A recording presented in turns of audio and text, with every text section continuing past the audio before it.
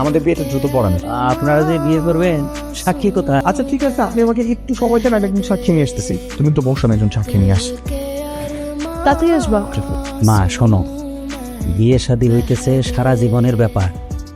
দেখে শুনে ভালো মন্দ বিচার আচার করেই বিয়েটা করা উচিত। যদি ছেলে বদরাগী হয়, অসৎ হয় আর লোভী হয়, তাহলে না না আঙ্কেল, ও অসত না, লোভীও না, বদরাগীও না। তাহলে আব্বা আমরা একটা কাম করি, উনি আসার সাথে সাথে ওনার রাগ পরীক্ষা করি, সততা পরীক্ষা করি। আপনি কিছু বলবেন না, যদি সব ঠিকঠাক থাকে আপনার সাথে বিয়ে দিই। প্ল্যানটা কি? প্ল্যানটা আমি বলতেছি, উনি যখন আসবে, এই তো হুজুর উনি চলে আসছে। কাজী সাহেব, আমি না সাক্ষী জোগাড় করতে পারিনি।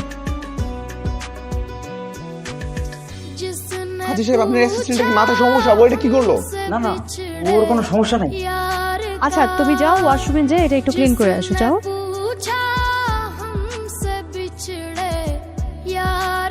এই, ওখানে কি টাকা ঠিক মতো রাখছো?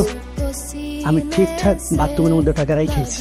প্রথম টেস্টে পাস, এরপরে যদি টাকা নিজের পকেটে ঢুকে ফেলায় তাহলে ফেল। ফেল করলে কি বিয়ে দিবেন না? না।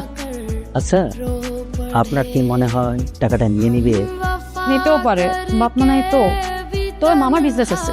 মামার বিজনেসটা তার নিজের তো বিজনেস। আমার কি মনে হয় জানেন, টাকাটা না উনি নিন। আচ্ছা দেখি কি করে।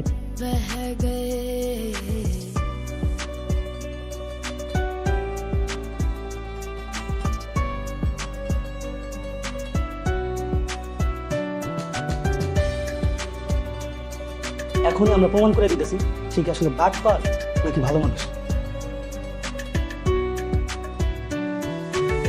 जिंदगी एक प्यास बनकर रह गई, जिंदगी एक प्यास बनकर रह गई, प्यार के किस्से अधूरे এই টাকাটা বোধ আপনার অ্যাসিস্ট্যান্ট আপনার পালা আসছিল।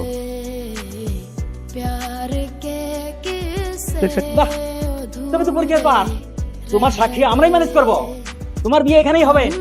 তাড়াতাড়ি সবাই ডাকো, বিয়ে হবে। যাও।